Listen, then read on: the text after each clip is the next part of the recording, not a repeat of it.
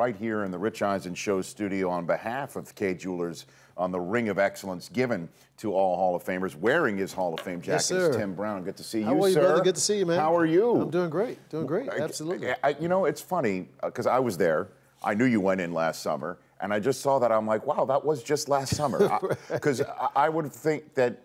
Do people, when they hear that you're in the Hall of Fame, think that you've been in for a while? Yeah. They just assume that? Yeah. I mean, everybody's been saying, man, you got in the Hall of Fame 5 years ago. I'm like, no, bro, I just got in, really. Yeah. You know, I'm really, still trying to enjoy this. But right. No, it was, it's been pretty interesting that, even people that I talk to in the media, it's like, we thought you got in 3 years ago. It's like, okay, you're in the media, you may want to know these guys. I was there, Tim, and I thought it, just seeing that speech. I'm like, that's right. It was just last August when that happened. And now here you are at a Super Bowl in the Bay Area wearing this jacket, wearing this ring. There's another Bay Area wide receiver, at least one known for being in the Bay Area, and Terrell Owens up for enshrinement this year, Marvin Harrison as well. Do you think T.O. deserves first ballot enshrinement? From what I was told, that's going to be reserved for Jerry Rice. That there will not be another receiver to go in first ballot. I mean, unless somebody's able to break Jerry's records, which I don't ever foresee happening. So from that standpoint, I think if they're going to put a receiver in this year, they're going to put in Marvin Harrison. They could put in T.O., but I mean, being that we're in San Francisco, but it didn't work for me when I was in Dallas. I was thinking, I'm at home in Dallas. They're going to put me in 2012, but that didn't happen. But we'll see. I mean, obviously T.O. is going to get in the Hall of Fame. I would be shocked if they did it first ballot. Tim Brown here on the Rich Eisen Show on a day where Mark Davis announces the Raiders are staying in Oakland for the 2016 season, just like the Chargers just made a similar announcement last week. What's your first blush thought about that? Well, look, Tim? I mean, the team belongs in Oakland. There's no doubt about it. I mean, the fact of the matter is, will they be able to get a stadium there? And they've been trying for years, to get a stadium. So if you can't get a stadium there, then you may have to pick up and move and do something different. And I was with the mayor of Oakland last week and had a chance to mention it to her. And they are trying. They're seriously trying to get something done. But when you're talking about, $500-600 million, that's not an easy number for Oakland to come up with. So it's going to be interesting, man. I would love to see the team stay there, but, it's a possibility they may have to go someplace else. And here is the Super Bowl in Santa Clara. And the last time the Super Bowl was here in the state of California, you played in it for the Raiders against the Tampa Bay. The last? That is the last time that and I'm looking forward to it. I said it yesterday. I keep saying it this week. I'm looking forward to the fact that it's a Super Bowl starts in daylight, and then when the second half hits, lights come on, sun goes down, and it is on in the second half. And I'm hoping there is a game to be had in the second half. So, but in your game, there really wasn't a game to be had whatsoever.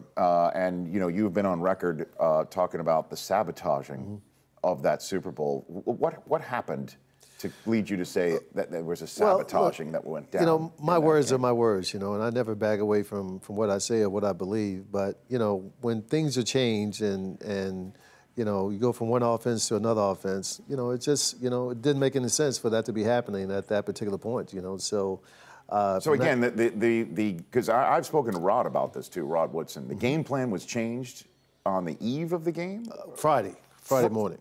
Yeah. Friday morning, Bill Callahan comes in and says what to you guys? We're going to go back to the offense we had all year. Because we had changed the offense to be more run dominant, where we had a big offensive line, they had a small defensive line, so we were just going to smash them out. And Crockett and Tyrone Wheatley was going to play the majority of the game, told Charlie Garner, you may not play much, but you're going to win the championship, so it'll be all good. And practice that Wednesday and Thursday, but, decided to go back to how we had got there, which made sense on one hand, because that's how we had gotten to the Super Bowl. But we were going up against the quickest defense in the history of the NFL at that particular time. Brooks, the whole bit. So, so it just made it, just too many question marks going into the game. And if you're not at full strength physically and mentally going into a game like that, it's just hard to play your best. I'm here with Tim Brown here on the Rich Eisen Show. Did that ever happen anywhere? College, pros? No. Where the game plan that you'd had all week long, all season long, 2 days before, it's like we're going to do something different? No. That's my short answer. So was that how much do you think Mr. Davis had it in hand? Oh, no. I don't think he had anything to do with that. No.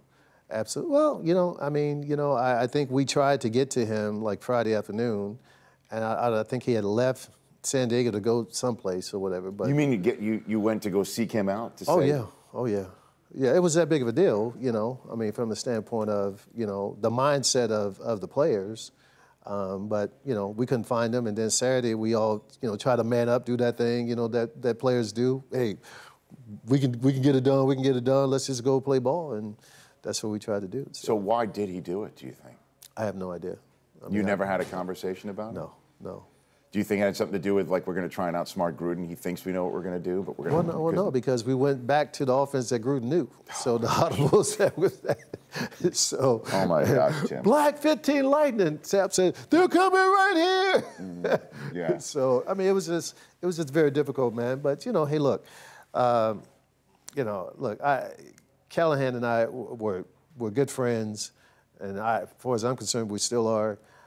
It was never anything personal towards him. He understood that, but at the same time, it is what it is. It was just a bad deal. I mean, so it just worked out that way. At 81 Tim Brown on Twitter here on the Rich Eisen Show. Before we hit this beautiful Kay Jeweler ring that I have in my hand from the Hall of Fame, what do you think about Super Bowl 50? What do you think is going to happen on Sunday? Boy, I think it should be a great football game, man. You got a great defense in Denver. I mean, Carolina's defense is nothing to shake your head about either, but I think Cam is probably going to go up against the best defense that he's seen all year, the best front four that he's seen all year. So it's going to be very interesting to see if he can handle this at this level.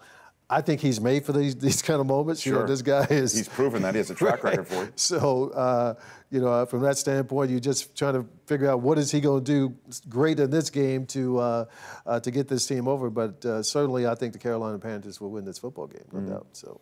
Were you when you had a Heisman vote? Did you vote for Cam to win the Heisman? Oh, absolutely. I mean, there's no question about that, right? It was no question at all. I mean, he was the most dominant player, in college football without a doubt that year. And MVP, if you had a vote, would you vote him MVP this year? I mean, when you look at what he's done with who he's done it with this year, I mean, and those, Ginn and all those guys, and Brown and Cotchery, they're good football players, but. When you look at some of the other receivers in the league that he could have had, not having Calvin Benjamin is a big deal. And Greg Olsen has played incredibly well for them. But this guy has made play after play after play. I mean, he's literally put this team on his back and made this thing happen for him. So. All right, let's talk about this ring that I'm holding it. You've got in your hands. And you can put it on, Rich. I can't put it on. I can't put it on. I am not in the Hall of Fame, sir. But not even the lint roller from the first edition of NFL Total Access on NFL Network was called for the Hall. I don't even that didn't even make it. So Kay Jewelers custom designs every single ring of excellence. Yes, they do. For the Pro Football Hall of Fame. They are the official jeweler of the Pro Football Hall of Fame. Okay. So they customized my wedding band too, man. See that no way! Look at Absolutely. that! Bam! Look at you, Tim Brown. You got the ring on your right hand for that's the Pro exactly Football right. Hall This of one Fame. never comes off. This one is glued on. The one that you have, that's forever also this now. is glued on. Your wedding ring. Okay. But I've been telling everybody, Rich, hey, this Sunday, it's going to be special for all the men in the house. Super Bowl Sunday, but next Sunday.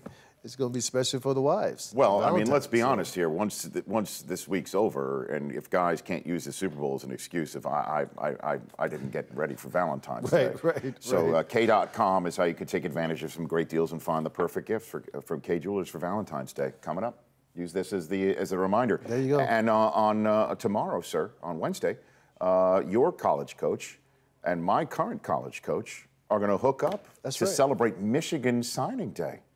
Lou Holtz is part of the Harbaugh signing for the Stars. Well, look, what happened there, Tim? Well, I'm sure he's getting a nice check with it, so I'm sure, I don't know. I don't know about a check is coming along with this process. Is that how Lou does it that way? But hey, Rich is, look, Lou is all about helping programs out, man, and Notre Dame and Michigan is not playing right now, so there's no. Well, it's no because as Brady Hoke said a few years ago, the chickens run. Yeah, we do what we have to do, but it's all good though. Because, okay, Tim. We have our own station and other people don't, so it's just the way it is. Look at you, man.